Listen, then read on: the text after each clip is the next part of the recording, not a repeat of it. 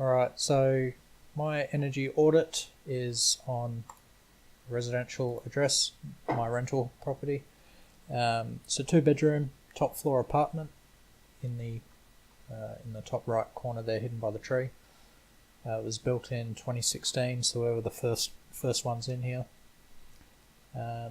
It's northwest facing in the evening. The front of the building is, with a flat tin roof, and the ceiling is insulated. 98 square meters of floor space. All the windows are double glazed.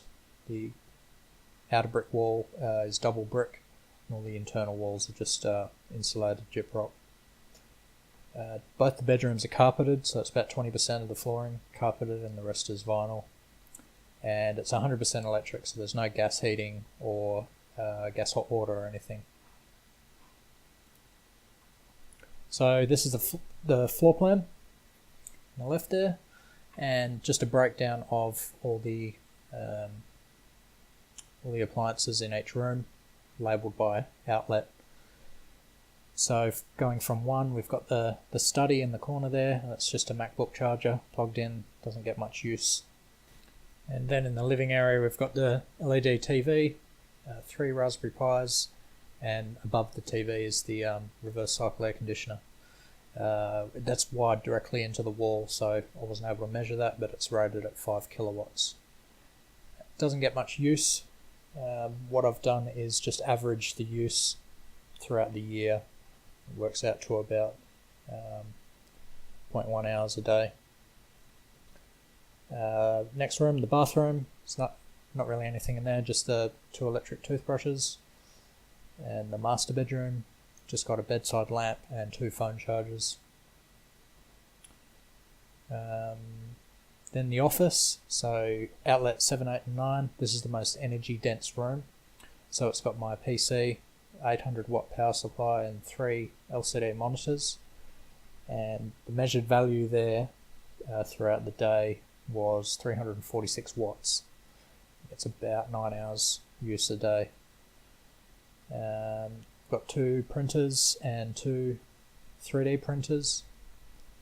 One of the 3D printers is pretty much decommissioned, so I've put the usage of 0. I don't think I've used it even in the last year. But the other one gets it's maybe 2 to 3 hours a week use.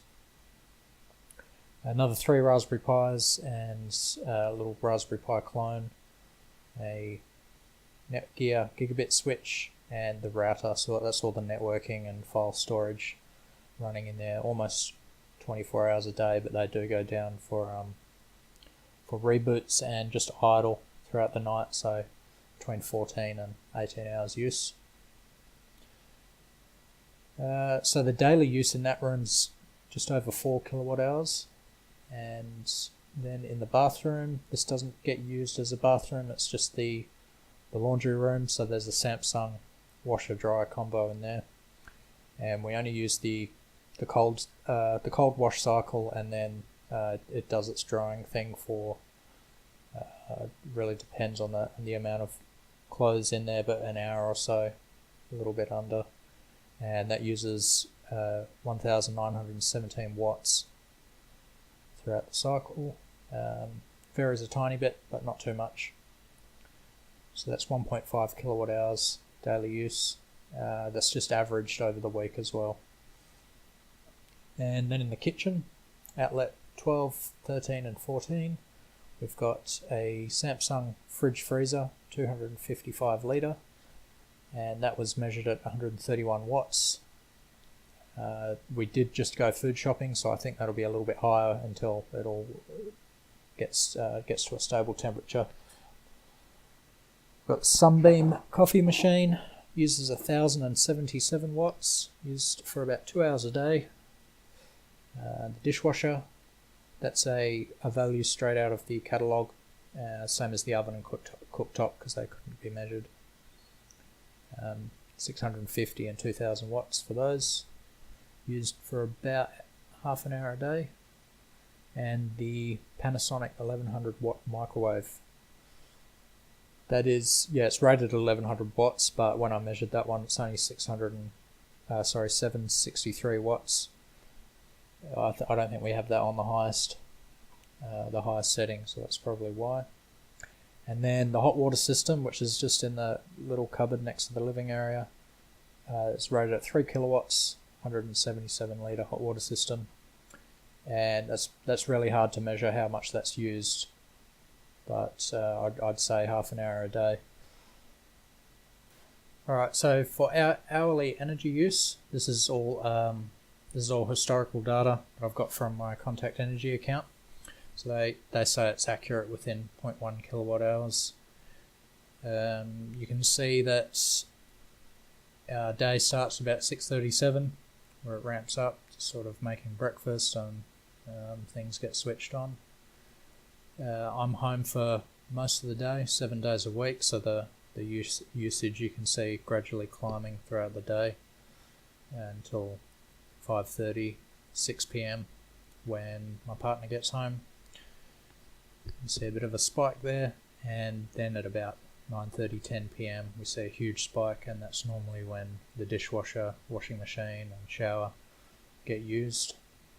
You can also see the standby period between about 2 a.m. and 6 a.m. so it goes down about as low as 0.01 kilowatt hours. Some more historical energy use just by month for the last year. August and September we were in another place that had split electricity and gas, so it wasn't really comparable. It was also an older house. So semester 1 I was at Wintec for 4 to 5 days a week, so energy use at home was a little lower. You can see that a little bit. October, November beforehand, you can see higher energy use. There have been more cooling used as it was a bit hotter. And then the same goes for June. A bit more heating was used. June was a really cold month, and a gradual increase in usage through semester 2, where I'm home most of the week. So for annual use, I just use the average for those 2 missing months. Puts us at about 6,900 kilowatt hours a year. A little bit below average. However, that average figure covers families of 4 or 5 people and couples as well. So probably right on average for a 2-person house. I'm not sure why the average has slowly decreased, whether it's improved efficiency in appliances or people are just making more effort to save on energy. Maybe it's change in affordability or something like that.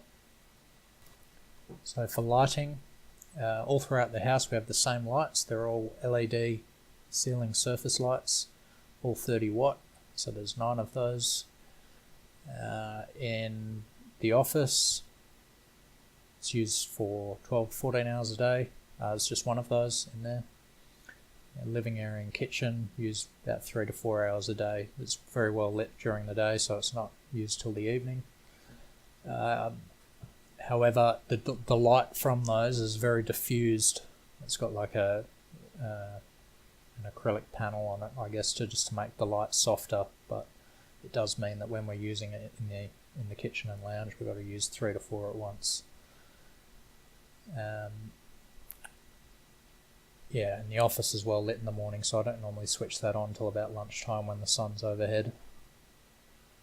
So the hot water system is a 3 kilowatt Rheem 177 litre storage unit, max temperature of 70 degrees Celsius. It's used approximately 20 minutes a day for showers and maybe for the dishwasher. I'm not sure if the dishwasher heats its own water or whether it's supplied by this thing. You can see in the photo there it's wired directly into the wall, so I can't measure the real usage there. It's in close proximity to the main bathroom, so the transfer of hot water isn't going far, so there's not many losses there. But the other bathroom and kitchen tap is on the other end of the house, so there'd be a small losses if it's insulated well. But the unit itself really well insulated. If you open that door, into this room. It's not very hot, and you can touch that galvanized sheeting and it's only lukewarm, so it's quite good. Recommendations. My computer uses a huge amount of energy, and I think a lot of that is because of the three 35-watt monitors, which is a little bit overkill. For the same price, I could have replaced, I could now, at the time of purchase, it was too dear to buy a 4K screen, but now I could buy one 4K screen the size of these three that uses less energy than just one. So that would be only 30 watts instead of 105 watts just for the three. The washer dryer combo that we bought, the Samsung one, it's really convenient, but it's really inefficient for drying clothes. So as much as I would like to keep it, it's probably better to, when it comes time to get a new one, to get two separate units that are more efficient. And the standby usage in the night could be probably reduced. I'd leave my computer on most nights, and TV, that sort of thing, is just turned off the remote, so turning them off at the wall will reduce that some more. And more accurate measuring of the high energy use appliances. So that power meter was used to measure everything. However, it was used to measure things plugged into power boards rather than individual. If I was to do it individually, it would take 10 times longer, but you get much more accurate data. So that's why I talk about the three monitors being a big source of energy, but they're plugged into a power board that's also running the computer and phone charger and a few other things. So doing them separately might give a better idea of where the energy is actually going. The other thing is solar. So since we're in an apartment building with a flat roof, I think you've got a pretty good opportunity to install some panels on there and have them tilt whatever way gets the best energy exposure. But I'm not sure who actually owns the roof. Since we're on the top floor, maybe we share that ownership of the roof with the two apartments below us. I'm not too sure. But anyway, I plugged all our details into the EnergyWise calculator, and using the biggest panels, the 4 kilowatt panels, it estimates about 52% of our energy can come from solar. And over about 25 years, your investment would be replenished. So it may be worth looking into if I was to own the place, but since I'm renting, I don't really have that freedom.